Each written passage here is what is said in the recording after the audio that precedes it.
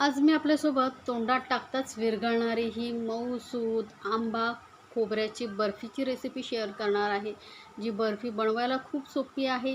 प्रमाण ही एकदम योग्य प्रमाणात मी तुम्हाला सांगणार आहे. तर एकदा नक्कीच बनवून पहा. मस्त अशी तोंडात टाकताच विरघळते आणि साहित्यही खूप कमी लागतं. तर एकदा नक्की बनवून पहा. जबरदस्त टेस्टी अशी ही आंबा खोबऱ्याची बर्फी. तर यासाठी लागणार आहे नारळ आणि आंबे. तर एक मध्यम आकार असा नारळ घेतलेला आहे. सोबतच ही जे खोबरं असतं ना, ओला खोबऱ्याचंच बर्फी छान लागते. आणि त्यानंतर इथे 2 आंबे घेतलेले आहेत, हापूस आंबे आहेत. आता हे आंबे आणि खोबरं आपल्याला बारीक पीसेसमध्ये कट करून घ्यायचं आहे. तर मी काय करणार आहे, हे नारळ फोडून याचे छोटे छोटे पीसेस करून घेते. तर हे बघा, खोबऱ्याचे आपण छोटे छोटे पीसेस करून घेतलेत आणि वरचा जो ब्राऊन भाग असतो ना, तो काढून टाकायचा. नाहीतर काय होतं, बर्फीची आपली टेस्ट कलर बिघडतो. आणि आंब्याचेही छोटे छोटे पीसेस करून घेतलेले आहेत. आता मिक्सर जार घ्यायचं आहे आणि त्यामध्ये आपण हे खोबरं बारीक आधी वाटून घेऊया. पाणी घालायचं नाही, थोडंसं असं दरदरीत वाटून घेऊया. त्यानंतर बाकीचं यामध्ये साहित्य ॲड करू शकतो.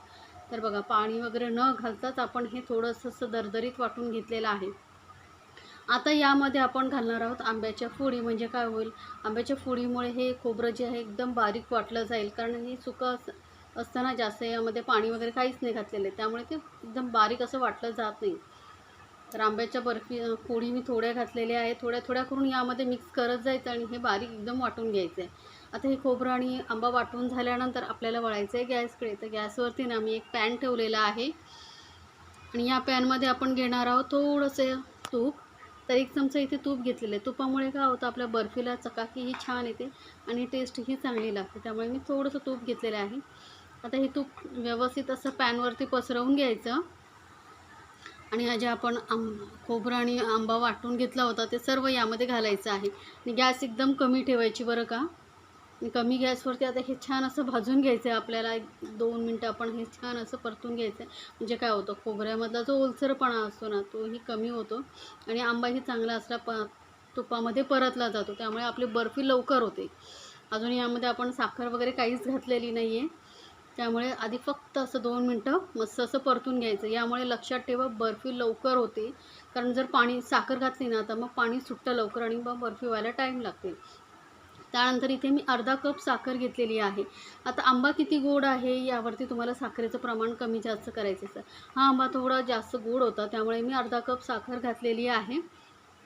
1 नारळ आणि 2 आंब्यासाठी मी अर्धा कप साखर घातलेली आहे.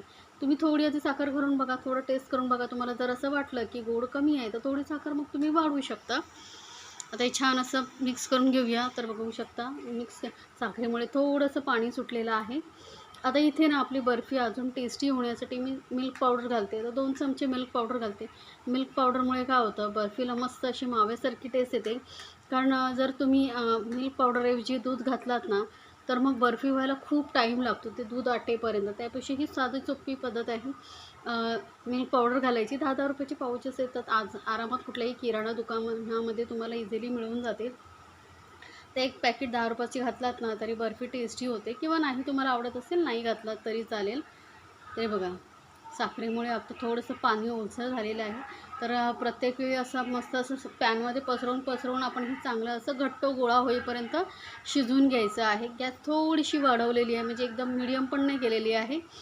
मीडियमपेक्षा थोडीशीच कमी ठेवलेली आहे. आणि छान असं आपण हे मिक्स करून घेऊन चांगले शिजवून घ्यायचं आहे. तर दूध न वापरल्यामुळे काय होतं, बर्फी व्हायला लवकर मदत होते.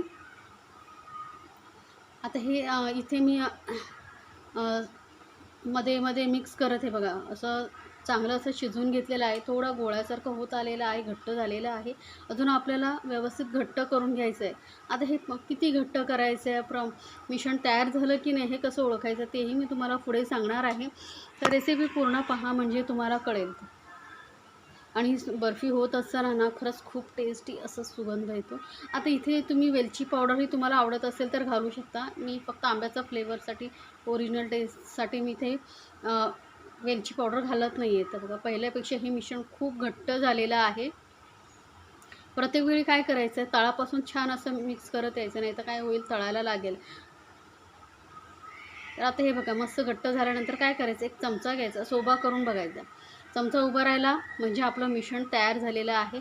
आता गॅस करूया बंद आणि आपल्याला काय करायचं, हे पॅनमध्ये मिश्रण असं पसरवून ठेवायचं. म्हणजे काय होतं, व्यवस्थित थंड होतं तोपर्यंत. आणि आपल्याला एक पुढे काम करायचं आहे तोपर्यंत एक परात किंवा प्लेट घ्यायची, त्याला तूप लावून घ्यायचं. तर इथे मी तूप लावून घेतलेलं आहे. आणि हे मिश्रण आपण आता काढून घ्यायचं. 5 मिनटं हलकंसं थंड करायचं, जास्त एकदम आपल्याला कोमट वगैरे करायचं नाही.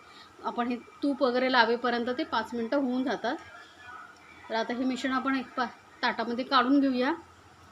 आणि छान असं व्यवस्थित पसरवून घ्यायचं आहे. आता तुम्हाला बर्फी किती जाड पातळ हवी त्यानुसार तुम्ही हे मिश्रण व्यवस्थित पसरवून घेऊ शकता.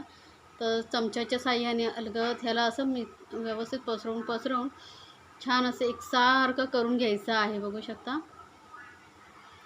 आता तुमचा जर हा मी स्पॅच्युला वापरते, त्याने कसं व्यवस्थित पसरवता येतं. स्पॅच्युला नसेल तर काय करायचं, त्याला थोडंसं तूप लावून घ्यायचं आणि त्याने पसरवू शकता. म्हणजे काय होतं, चिकटणार नाही. हे बघा, व्यवस्थित असं पसरवून घेते. या पद्धतीने जर तुम्ही आंबा बर्फी बनवलात ना, तर खरंच खूप टेस्टी होते. तर एकदा नक्की बनवून पहा आणि मला सांगायचं आहे बरं का, तुम्हाला ही रेसिपी कशी वाटली. 1 चमचा तूप घातल्यामुळे बघू शकता बर्फीला कशी मस्त चकाकी आलेली आहे. मस्त अशी बर्फी सेट होते. तर व्यवस्थित पसरवून घेतल्यानंतर याला आपल्याला रूम टेम्परेचरवरती 2-3 तास आपल्याला सेट होण्यासाठी ठेवायचं आहे. किंवा जर तुम्हाला वेळ कमी असेल तर तुम्ही फ्रीजमध्येही ठेवू शकता. अर्धा ते 1 तासामध्ये बर्फी मस्त सेट होते. आता इथे तुम्ही प्लेन ही बर्फी ठेवू शकता, की मी जसं बदामाचे तुकडे लावते, छोटे छोटे कट करून घेतलेले ते लावते, तसंही लावू शकता.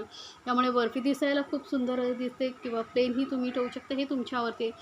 किंवा तुम्ही बदामाऐवजी पिस्ता वगैरेही लावू शकता.